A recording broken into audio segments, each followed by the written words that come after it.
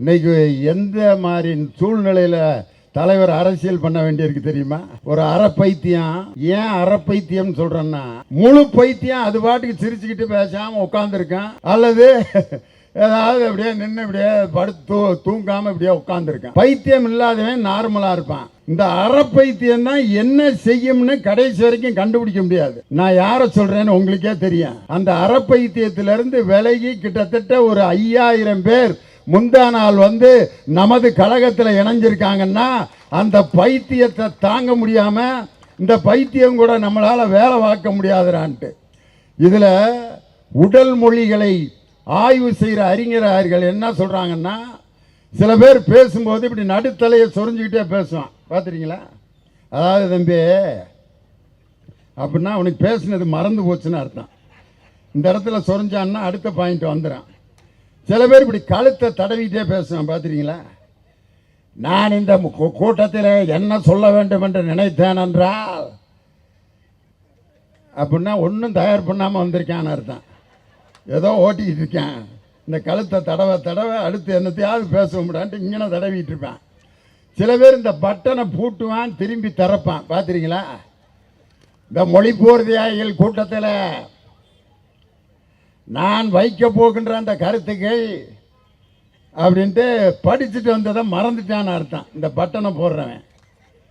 சில பேர் பார்த்தீங்கன்னா ரொம்ப வீர ஆவேசமாக பேசுகிறவங்க இந்த துண்டை அப்படி மேலே அப்படி தூக்கி போடுவாங்க, அவங்க அடுத்த கருத்துக்கு தயாராகிட்டாங்கன்னு அர்த்தம். ஆனால் இந்த தாவங்கோட்டையை தடவிட்டே பேசுகிறான், பார்த்தீங்களா? அதுக்கு என்ன உடல் மொழியில் பயன் இது வச்சுருக்காங்க அர்த்தம்னா, இன்னைக்கு ஒருத்தன்ட்ட ஒரு திருடன்ட்ட இருந்து உண்மையை கறக்கணும்னா போலீஸ்காரங்க உண்மையை சொல்கிறான், இல்லைங்கய்யா இல்லைங்கய்யா இல்லைங்கய்யான்னா அவன் உலக புறாடுன்னு அர்த்தம். இந்த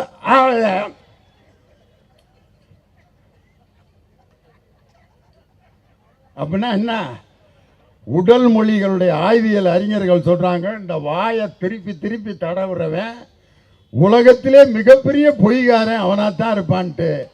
நான் யாரையும் குறிப்பிட்டு சொல்ல, நான் இது ஒவ்வொன்றா சொல்லிட்டு வர்றேன். நீங்கள் யாரையாவது கணக்கு போட்டுக்கிட்டீங்கன்னா அதுக்கு நான் பொறுப்பு இல்லை. அந்த அறப்பைத்தியம் பேசுதியா அன்னைக்கு திராவிடத்தை கை நீட்டி பேசி கொண்டிருக்கிறார்கள். எல்லாரும் என்ன நினைப்பாங்கன்னா, அந்த அறப்பைத்தியத்தை பிடிச்சி உள்ளே வைக்க வேண்டியதானன்ட்டு. அதுக்கு ஏன் அதை பிடிச்சி உள்ளே வச்சா என்ன ஆகும்னா, ஜெயிலில் இருக்கவனுக்கும் பைத்தியம் பிடிச்சிடும் அந்த குரூப்பு. அதனால தான் அந்த குரூப்பை பிடிச்சி உள்ளே வச்சா ஜெயிலில் இருக்கவனுக்கும் பைத்தியம் பிடிச்சிடும். சிறைச்சாலையில் இருக்கிற அந்த ஜெயிலரும் சட்டையை கிழிச்சிட்டு காக்கி சட்டையை கிழிச்சிட்டு வெளியே வந்துடுவார், எவன்டா இவனை கொண்டு வந்து இங்கே உள்ளே வச்சாங்கன்ட்டு. அதனால தான் அந்த அறப்பைத்தியம் முத்தி முழு பைத்தியமாகி அதுவே செவுத்தில் மோதி மோதி மோதி மோதி நுரைய கக்கி கீழே விழுந்துருங்கிறதுனால தான் அந்த அறப்பைத்தியத்தை இதுவரைக்கும் கைது செய்யாமல் வைத்திருக்கிறார். இன்னைக்கு அந்த அறப்பைத்தியம் கூட எங்கள் தலைவர் அரசியல் பண்ண வேண்டியிருக்கு. எப்படி பேசிகிட்டு இருக்குது ஒவ்வொரு இடத்துலையும் பார்த்தீங்கன்னா, அடே அப்பா, பெரியாரும் அம்பேத்கரும், ஆஹா அம்பேத்கருக்கு நான் மிகப்பெரிய அடிமை, வள்ளுவர் என்னுடைய தாத்தா, வள்ளுவர் என்னுடைய பெரியப்பா, வள்ளலார் என்னுடைய தாய் மாமே, எல்லாம் சொந்தக்காரங்க. வள்ளுவர் இவருடைய தாத்தா. வள்ளுவர் உங்க தாத்தான்னா, வள்ளுவர் கள்ளுண்ணாமை அப்படின்னு ஒரு 10 அதிகாரம் எழுதியிருக்காரு, கள்ளு குடிக்காத. வள்ளுவர் எங்க தாத்தா அப்படின்ட்டு மேடையில் கள்ளு குடிச்சுக்கிட்டு இருக்கான். இந்த குரூப்புகளோட எல்லாம் அரசியல் பண்ண வேண்டியிருக்கு என் தலைவர். அதுக்கப்புறம் பார்த்தீங்கன்னா 1000 பேர் என்னை செருப்பால் அடித்துக் கொண்டிருக்கிறார்கள், 1000 பேர் என் முகத்திலே காரி துப்பி கொண்டிருக்கிறார்கள். அந்த அளவுக்கு என்னுடைய கொள்கை வலிமையானது. அட கொடுமைய, 1000 பேர் செருப்பால் அடிச்சுக்கிட்டு இருக்காங்கிறத கேட்டுட்டோம். என் கொள்கை வலிமையானதுன்னு பேசுறான்னா, இந்த குரூப்பை பைத்தியத்தில் சேர்க்கிறதா வேற எதில் சேர்க்கிறது? இந்த பைத்தியங்களுக்கு மத்தியில் தான் திராவிட மாடல் ஆட்சியை வெற்றிகரமாக நடத்தி 2026 முதலமைச்சராக போவது என்னுடைய தங்க தளபதி மு.க. ஸ்டாலின் தான். இன்னைக்கு பார்த்தீங்கன்னா எடப்பாடி பழனிசாமி அவரு, ஐயோ, இன்னும் 11 அமாவாசைகள் தான் இருக்கின்றன. அந்த 11 அம்மாவாசை யாருக்கு பிடிக்கும்? அம்மாவாசை யாருக்கு பிடிக்கும்னா, யாராவது பெரியவங்க வீட்டில் இறந்துருந்தா அந்த இறப்பு அன்னைக்கு அமாவாசை அன்னைக்கு அவங்களுக்காக சோறு தின்னாமல் இருப்பான். வேற யாருக்கு அமாவாசை ரொம்ப பிடிக்கும்? அந்த நான் சொல்லவே இல்லை, அம்மா அந்த அக்கா சொல்கிறாங்க. அமாவாசை வேற யாருக்கு பிடிக்கும்னா திருடனுக்கு தான் பிடிக்கும். ஏன்னா அப்போ தான் ஈஸியாக வீடுகளில் ஏறி குதிச்சு போய் பௌர்ணமி இருக்குது, அமாவாசை இருக்குது, வசந்த காலம் இருக்குது, மழைக்காலம் இருக்குது, குளிர்காலம் இருக்குது. அதை பற்றிலாம் சிந்திக்காத எடப்பாடி பழனிசாமி அமாவாசையை பற்றி சிந்திக்கிறாருன்னா ரெண்டே காரணம்தான். ஒன்று, அமாவாசை யாருக்கு பிடிக்கும்னா திருட்டு தொழில் செய்பவர்களுக்கு தான் பிடிக்கும். இவர் 4 வருஷம் திருடிக்கிட்டு இருந்தான், இப்போ வாய்ப்பு இல்லாமல் போச்சே, இன்னொரு அமாவாசை நமக்கு கிடைக்காதான்னு. 1000 அமாவாசைகள் கடந்தாலும் அமைதிப்படை அமாவாசையான பழனிசாமி இனி ஜென்மத்துக்கும் அந்த ஜார்ஜ் கோட்டையின் பக்கத்தில் கூட வர முடியாது. 2026 ஆகஸ்ட் 15 அன்று தேசிய கொடியை ஜார்ஜ் கோட்டையில் ஏற்ற போவது எங்கள் தங்க தளபதி மு.க. ஸ்டாலின் தான். இன்னொருத்தர் பார்த்தீங்கன்னா பனையூர் டு பரந்தூர், அந்த கூத்து பெரிய கூத்தா இருக்கு. இப்பயே கட்சி பதவிக்கு காசு கேட்குறாங்களாம். கட்சி பதவியை காசு வாங்கிக்கிட்டு பதவிக்கு வர்றவன் இவன் நாட்டில் பொறுப்பு கொடுத்தா என்ன ஆவான்னு இன்னும் கட்சியே உருப்படியாக தொடங்கலை. பொதுச் செயலாளர் பார்த்தா வீட்டு திண்ணையில் படுத்து கிடக்கிறாரு, அவர் தான் பொதுச் செயலாளர். உங்கள் கொள்கையை ஒரு அரை மணி நேரம் பேசியானா, அதாவது எங்களுடைய கொள்கையை தலைவர் பேசுவார், பொதுச் செயலாளர் தலைவர் பேசுவார். கொள்கை பொறுப்பு செயலாளர்னு ஒரு அம்மா நிற்கிது, வடதுன்னுக்கிட்டு இருக்குது எங்கள் மாநாட்டில். அப்படி ஒரு கட்சி பனையூரிலிருந்து பரந்தூருக்கு வந்து அந்த பரந்தூரில் இருக்கிற போராட்டத்தில் இருக்கக்கூடிய மக்களை சந்திக்கிறேன் என்று சொல்லிட்டு போராட்ட மக்கள் பூரா ஒரு மண்டபத்தில் உட்காந்துருக்காங்க. ஒரு வேனில் நின்று பேசிட்டு இந்த சினிமாவில் காட்டுவாங்க பார்த்தீங்களா, ஏழைகள் குடிசை ஒரு 1000 குடிசை இருக்கும், புல்டோசர் வச்சுக்கிட்டு ஒரு 10 எந்திரம் அப்படியே வரும் குடிசைக்கு பக்கத்தில். உடனே இந்த ஏழைகள்லாம், ஐயா எங்கள் வீட்டை இடிக்க வர்றாங்க ஐயா, வாழ்நாள் முழுவதுங்க தான் வாழ்ந்துட்டு இருக்கான், என் வயக்காடு போகுதியா, என் கண்ணுக்குட்டி போகுதியான்னு அழுவான். அவர் உடனே புல்டோசர் அப்படியே நெருங்கி போயிட்டே இருக்கான். அந்த நேரத்தில் வந்து மக்கள் தடுக்க வருவாங்க. உடனே ஒரு அரசியல்வாதிகிட்ட ஃபோன் பண்ணுவார் அவர், நான் இருக்கேன் இடிய குடிசைய. கதாநாயகன் ஒரு பைக்கில் ஓட்ட பைக்கில் 50 கிலோமீட்டர் தாண்டி வந்துக்கிட்டு இருப்பார்.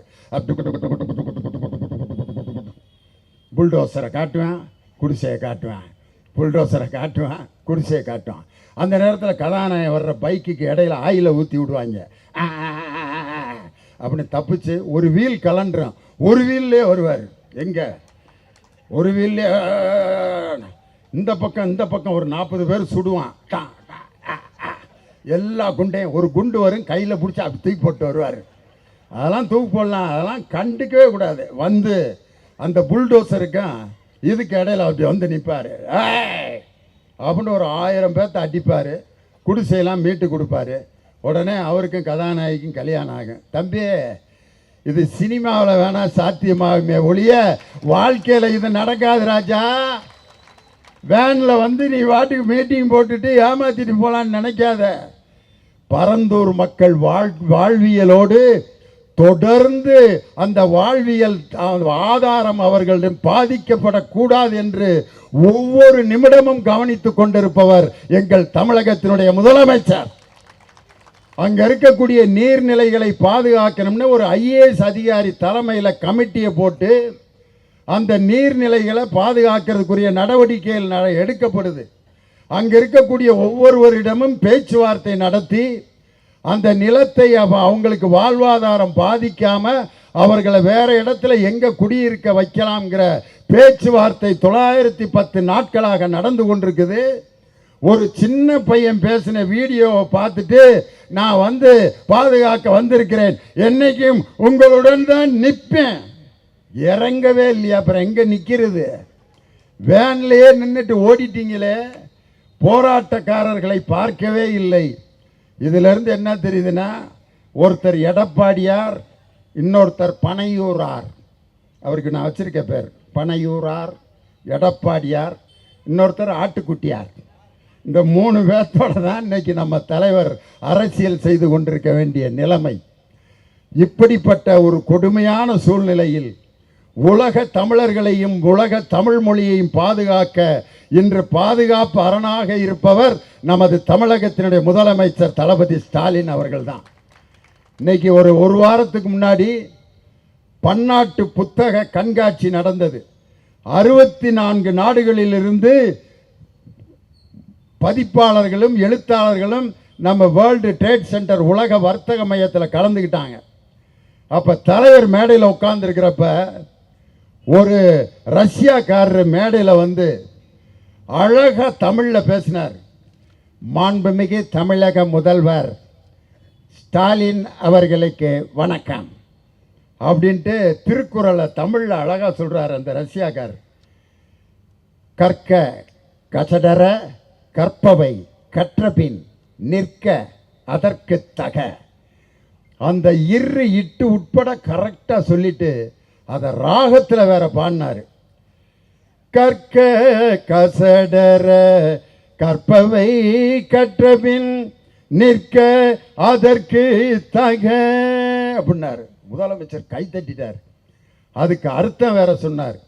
உண்மையிலே அவர் கற்க கசடர அந்த திருக்குறளை சொல்லும்போது நான் யாரை நினச்சேன்னா நம்ம ஒன்றிய பிரதமர் ஐயா நரேந்திர மோடியை தான் நினச்சேன். அவரும் இதே மாதிரி தான் ஒவ்வொரு மேடையிலையும் திருக்குறள் சொல்வார். அவர் சொல்கிறப்ப பார்க்கணுமே, திருவள்ளுவர் கண்ணீர் விட்டு கதறிடுவார். அக்ரா முதுல்லா எழுத்தெல்லாம் ஆதி பக்குபான் முத்துட்டு உழுக்கு அப்படின்னாரு. நம்பால் என்னடா ஐயா வேற மொழியில் பேசிட்டு தமிழ்ரா ஐயா வாசிக்கிறாரா.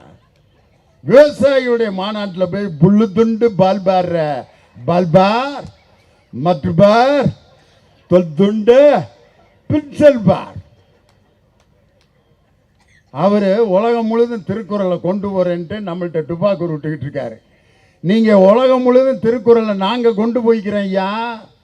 நீங்கள் எங்கள் கல்வியில் தலையிடாமல் மாநிலத்தில் கல்வியை மாநில பட்டியலுக்கு கொண்டு வந்து ஹிந்தியை திணிக்காமல் எங்கள் கல்வி உரிமையை நாங்களே பெறுவதற்கு நீங்கள் சொன்னீங்கன்னா திருக்குறளை நாங்களே உலகம் முழுவதும் கொண்டு போயிடுவோம். இன்னைக்கு தமிழ்நாட்டில் இருக்கக்கூடிய எல்லா பல்கலைக்கழகங்களிலும் துணைவேந்தர் இல்லாமல் அந்த துணைவேந்தர் இல்லாமல் பல்கலைக்கழகங்கள் இன்று அனாதையாக நிராதரவாக இருக்கிறது. அதற்கு காரணம் மத்திய அரசில் இங்கு இருக்கக்கூடிய அந்த ஆளுநர் அவர்கள் தான். நம்ம தலைவர் தான் சொன்னார், இவ்வளவு நாள் ஆளுநரை மாற்றுங்கன்னு சொல்லிட்டு இருந்தான். எங்கள் தலைவர் இப்போ புதுசாக அருமையான ட்ரெண்ட் எடுத்துட்டார். இந்த ஆளுநரை மாற்றாதீங்க, அவர் இங்கே இருக்கட்டும். அவர் ஒன்னொன்று எதிர்த்து பேசத்தான் நம்ம தமிழ் மொழி வளர்ந்துக்கிட்டே இருக்கு.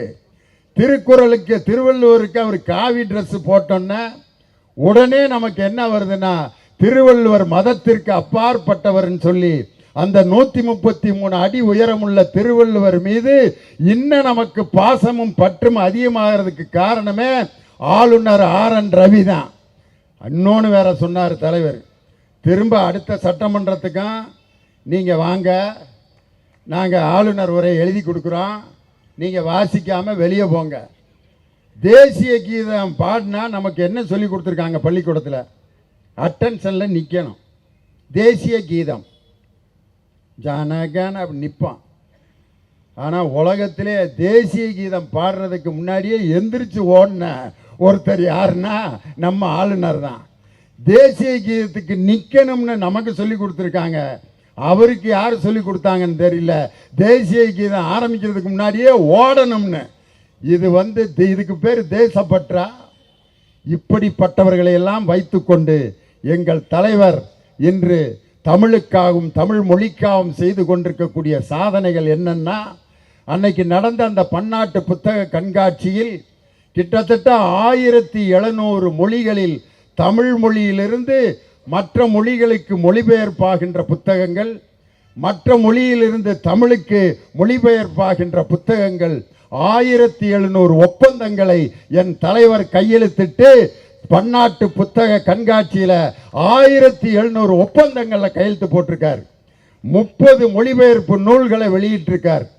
அந்த 30 மொழிபெயர்ப்பு நூல்களில் எது முக்கியமான நூல்னா, மருத்துவ கல்வியில அனாட்டமி, உடற்கூறியல்.